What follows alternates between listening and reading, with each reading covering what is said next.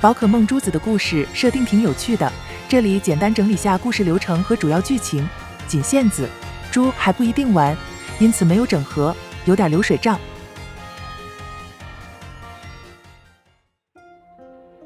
主角是帕迪亚葡萄学院一名平平无奇的转学生，在即将入学之际，从校长那里得到了新生福利，初始3只小可爱，欲3家中选择1只一起成长的小伙伴。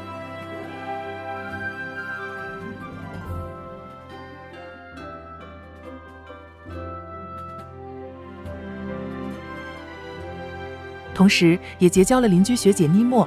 妮莫非常热情友善，实力也很高强，不仅是学生会长，还是宝可梦联盟认可的冠军级训练师，就是战斗狂属性让人有点难以招架。在学姐的护送下踏上学路，被奇怪的声响吸引，不慎掉落悬崖，被手机骆驼姆浮空悬挂救了一命。沙滩上趴着一只奇怪的宝可梦，图鉴无法识别，样貌也跟寻常生物差别极大，但性格单纯。主角把妈妈打包的3明治给他吃了，就混熟了。神秘的宝可梦吃饱后展现出了强悍的气势，但不知为何虽然跟主角亲，但不算收服，不肯对战，也无法进精灵球。路过灯塔，巧遇一个背着大行囊的男孩，学姐认出是著名科学家浮屠博士的儿子派帕。派帕将这只宝可梦称为密勒顿，我是觉得可以叫未来顿了。虽然认识，却不愿意多谈，也似乎很反感提到父亲，像甩烫手山芋一样，给了主角一个密勒顿专用的精灵球就跑掉了。后来，浮屠博士通过校长对话，表示希望主角可以代为照顾密勒顿。密勒顿就此名正言顺地跟着香香主角混吃混喝。在学院进行一段时间的学习后，校长便宣布开启课外活动寻宝，希望学生们可以借由旅行冒险，寻找到属于自己的宝物。由此，3条线路逐一展开。第一条是冠军之路。战斗狂学姐妮莫将主角视为潜力可观的新人，教导了很多战斗知识，还展示出帕迪亚独特的钛金化系统。钛金化不仅可以对宝可梦的能力进行强化，还能改变属性，甚至反转克制。但这种大招每次对战只能激活1次，然后在宝可梦中心给专门的道具钛金珠充能后，才能再次使用。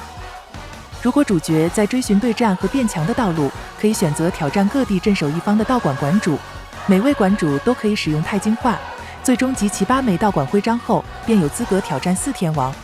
再来是联盟会长，最终挑战成功就会获得跟妮莫一样的冠军称号。冠军级训练师不仅代表着职业级的最高成就，还可以开启宝可梦初始能力的评定功能，非常实用。经过环大陆的一番历练，主角完美达成冠军之路。最为此感到开心的，当然就是战斗狂妮莫了。期许已久，终于可以来一场平起平坐、实力相当的对战了。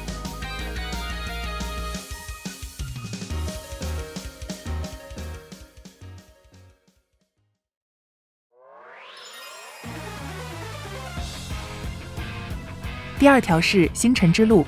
刚抵达学院，便看到疑似不良少年在强行拉普通学生入伙。原来学院确实有个奇怪组织，叫天星队，因为不愿意上学，令校长也颇为头疼。被纠缠的内向学生背着非常可爱的伊布包包，外形特色鲜明，但却连学生会长的妮莫也不认识他。寻宝之际，突然接到一通奇怪的未知电话，自称先后，愿意提供丰厚报酬，希望主角可以帮忙解散天星队。队内的规矩是5支队伍的老大输掉对战，便必须宣布解散。听闻此事，校长也化名乔装跟随在主角身边，试图混入学生中，弄清天星队成员不愿上学的原因。当初被救下的伊布包包妹自称补给班的牡丹，负责递送酬劳。然而在这过程中，却逐步了解到，原来看似暴走族的天星队并不是不良团体，都是一些个性鲜明的一般学生。这些学生因为特立独行，在学院内遭到霸凌，为了反抗霸凌者，才团结起来，声势惊人。被吓坏的霸凌者没有正面对抗，而是集体退学逃跑了。为了平息骚动，天星队的幕后头领真老大主动承担下全部责任。考虑到天星队才是受害者，前任校长便以处罚为名，让真老大回老家休养受伤的身心。天星队的人却误以为真老大是被处罚停学，受到了不公正的对待，于是自发决定罢学抗议。那时的教导主任为了逃脱责任隐瞒此事，竟然删除了相关记录。而前校长与一些老师也因为自己没能发现及制止霸凌，选择引咎辞职。最终，不明就里的新校长只能宣布，如果这些长期罢学的人再不来上学，就全部开除学籍。先后击败各个队伍后，终于轮到甄老大。然而等在那里的竟然是除去乔装的校长。原来校长在理清事件全貌后，猜到了甄老大的身份，觉得无法就这样让主角去当解散天星队的坏人。但既然能击败校长，那便将此事托付给主角吧。甄老大先后正是牡丹。牡丹是家里蹲技术宅，认为一切责任在自己，最初遭霸凌不愿上学的是自己，组建天星队把事情闹大的也是自己，处罚什么的跟同伴无关，为了避免大家被退学，便想解散天星队。可是伙伴们都很执着，不愿离开。由于天星队创立之初便曾约定没有命令，只有请求，因此就算是甄老大也无法命令下部解散，而牡丹自己也没法完全割舍伙伴情谊，于是才委托主角去踢馆，强行解散天星队。击败牡丹的伊布全家桶，天星队伙伴聚首，友谊天长地久。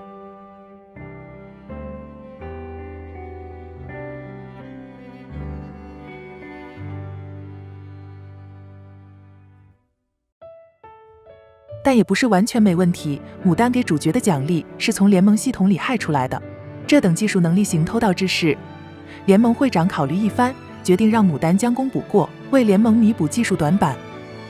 校长也收回了退学通知，提议天星队保留组织结构，成为学校里的道馆。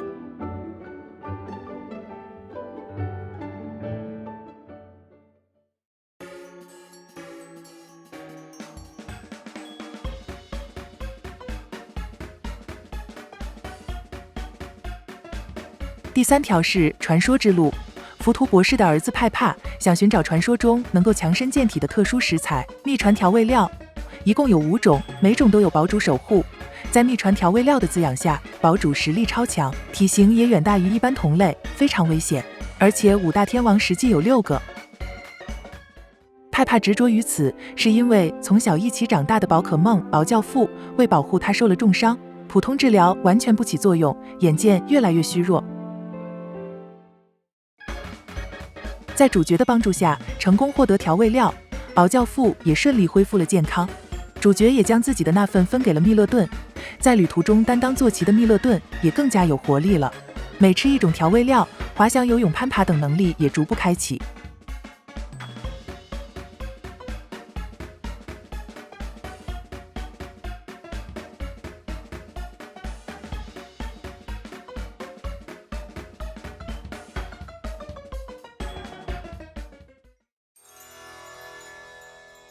当密勒顿也完全恢复时，浮屠博士突然发来通讯，希望主角能和派帕一起将博士的子之书送到位于地灵区最深处的研究所，但地灵区危机四伏，需要再找一些可靠的伙伴同行。尽管派帕有诸多不情愿，也对父亲的疏离感心生不满与疑虑，但还是愿意同行。确实难免担心。这时也从派帕那里得知，敖教父此前就是被地灵区的怪物所伤，调味料也是来自于地灵区的传说。原来如此，对症下药。地灵区是这块大陆一处独特的存在，在地图中央的帕底亚巨坑下面。虽然传言里面有宝藏，但被全面封锁，不允许进入。众说纷纭，至少可以确定是个充满危险的地方。早在2000年前，当时的帝国便想对大陆进行深入探索，但失败了，国力也逐渐衰败。直到800年前，与周边国家合作，才成立了现在的帕底亚学院，也是那个时期建立的。说起来，历史老师还提到了一个很有趣的传说，有个国王曾收集到鼎、剑、简、玉4种宝物，是像父丧神一样的4种宝可梦，最后被封印了起来。每个祠堂周边拔出8个封印之桩，便可以将这些灾祸解封。建议密勒顿出攀爬后再去找，翻山越岭轻松。言归正传，到200年前，在当时的学院校长支援下，一位叫海哲的学者组建了地灵区观测队，向巨坑深处探索。学者也据此编著了《子之书》，但由于内容颇为离奇，并没得到重视。其中描述了关于在地灵区发现的刻印在无法损伤的奇异金属板上的神秘符号，以及不可思议的耀眼结晶、未知的残酷生物等存在，还有秘传调味料也记录在此。而最为微妙的是一段作者自身的离奇经历。一度不慎跟队伍走散的学者，记忆不知怎地出现了缺失。只知在落难那段时期，好像和什么人说过话，等缓过神，发现自己竟然写满一纸记录。看笔记确实是亲手所写，但何时写下却毫无印象，内容更是诡谲怪异，似乎是有什么难以言述的六边形组成的圆盘形状的宝可梦，一股旧日古神味儿，让人不禁怀疑作者的精神状况。这也直接导致子之书的可信度全面下降。不过此后到了近来的10年前，观测队的相关记录在一定程度被证实了。以派帕父亲浮屠博士为首，在地灵区各处设置了研究所，对其独特的生态进行深度调查，并针对地灵区特殊的结晶进行研究，由此创造出了钛金化的相关技术，在学术及发展上做出了极大的贡献。但对个人来说，结果是派帕从小便缺失父母陪伴，母亲在猪那边。身处地灵区的博士也鲜少联系派帕，亲子沟壑越来越深。在派帕的证实下，确定神秘的密勒顿正是来自于地灵区。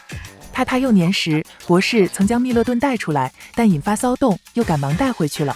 派帕之前对密勒顿那般嫌弃，便是因为那时他总觉得是密勒顿抢走了父亲。这回密勒顿好像是自己离开的，此番冒险也相当于带密勒顿回故乡了。联系上尼莫和牡丹后，大家便一起出发了，由此开启最终路线——归乡之路。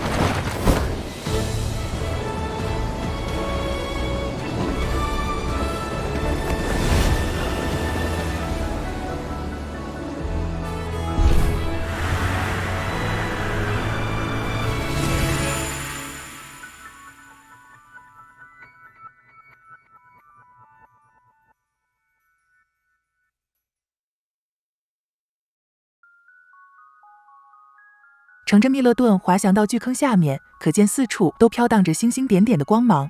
再往前，闪耀的结晶体越来越多，与使用钛金化对战时表现的情景一致。而这里的生态也确实不可思议，越往下走，诸多看起来机械结构，甚至弄不清楚是否为生物的宝可梦，与子之书的技术非常接近。还见到了联盟会长钛金战的宝可梦金光花，原来也是来自于地灵区。但无论如何探索，子之书中描述的大概会让人错乱失忆，六边形组成的圆盘宝可梦始终未见踪迹。这里顺便有个花边，原来尼莫是手机洛托姆公司的2小姐，因为大姐非常可靠，父母便也任她随心所欲当个战斗狂了。博士发来指示，说自己其实没办法离开研究所，也因此需要孩子们逐一打开4处观测站的锁，才能开启深处研究所的门。但在通讯中，博士却逐渐展露出令人不安的一面，沟通交流非常简易直接，根本听不懂派帕对父亲的调侃讥讽，如计算机系统一样侦测4人的生物体征是否正常，到最后竟然一度出现了通讯障碍，整个语言顿挫崩坏，诡异至极。再重启又仿若无事发生般继续谈话。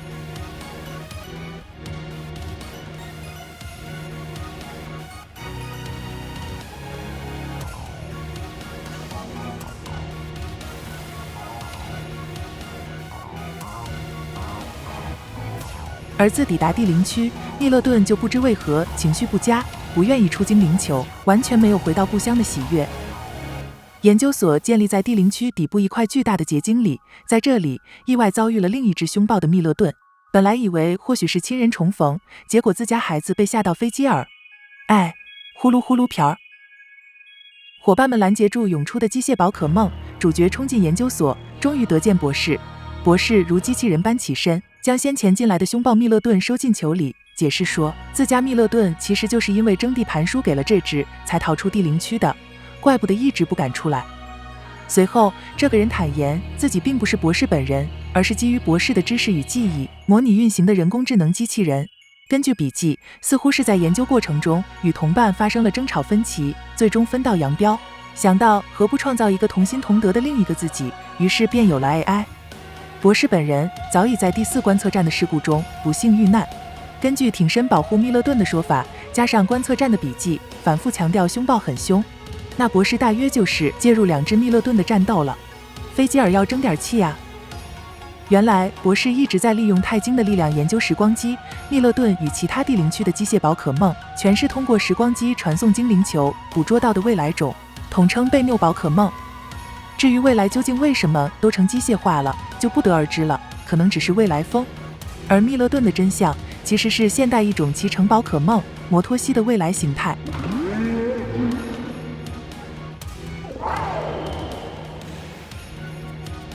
但随着密勒顿的成功转移，同时收获了新的宝物，到底指什么？目前个人没什么头绪。据悉，博士的梦想是希望不同时期的宝可梦可以其乐融融地生活在一起，创造3个人幸福生活的乐园。确实是梦想，可以先梦，行不行的通回头再想。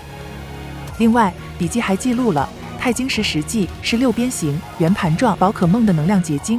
说起来这个设定，突然联想到在海底留下化石的5亿年前的不明无脊椎生物 Paleodictyonodosum， 看是不是有点像？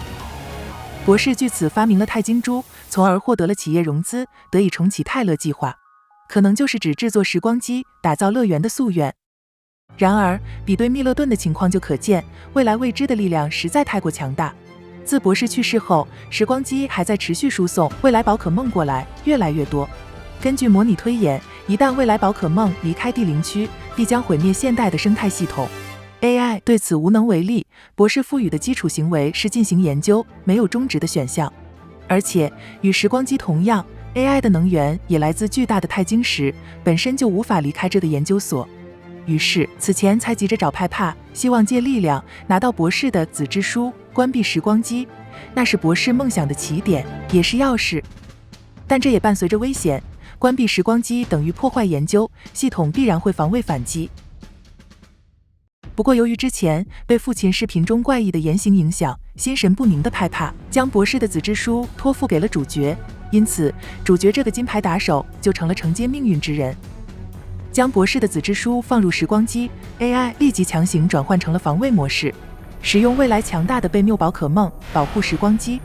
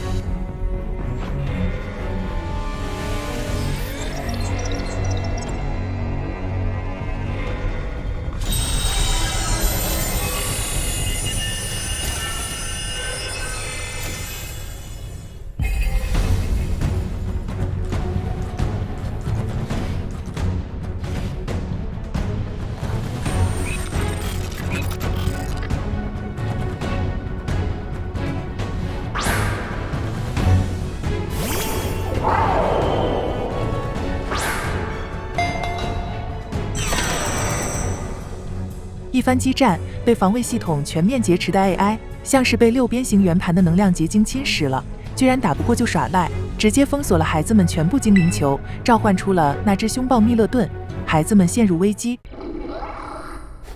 这时自家密勒顿勇敢跳出来，成功抵抗凶暴的攻击，将乐园防卫系统也击败了。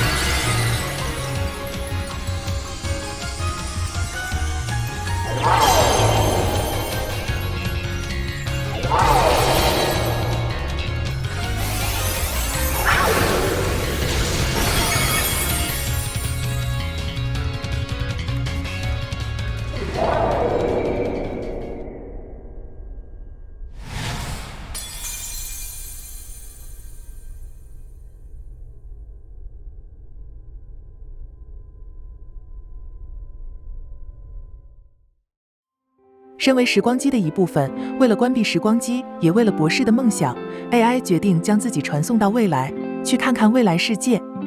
而在最后，以博士的思考模式与记忆 ，AI 向博士的儿子派派表达了最后的温情。派派也终于脱口而出呼唤父亲。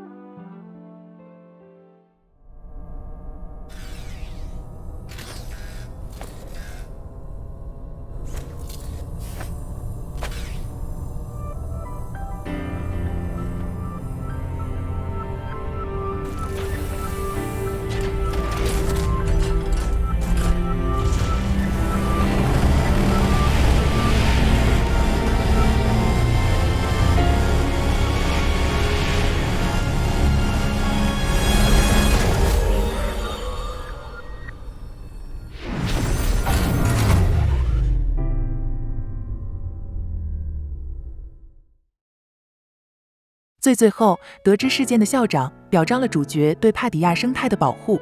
主角不仅得到了学院的名人堂徽章，还拿到了性能最好的大师球。联盟会长则表示，希望主角可以作为冠军，代替他寻访各处的道馆，对馆主的实力和品行进行考察。而为了庆祝冠军亮相，尼莫立刻着手准备，申请举办一场盛大的、所有人都能参与对战的宝可梦大赛。生命不止，热情不灭，战斗不息。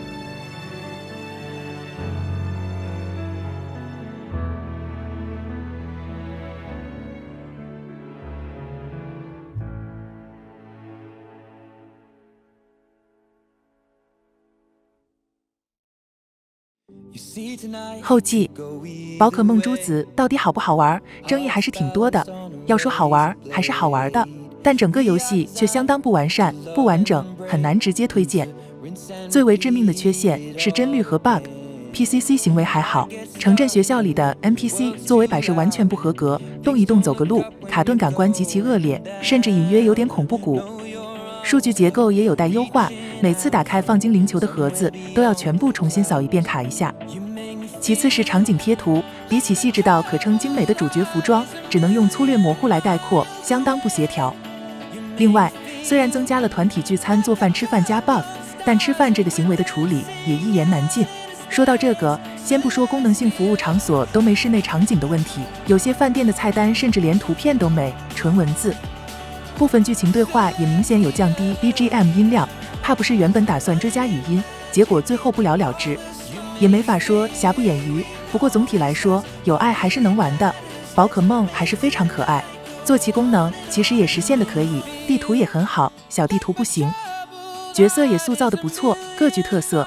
故事剧情编排也可以，虽然脚本比较粗浅，情节设计也略偏低龄化，但毕竟是宝可梦嘛。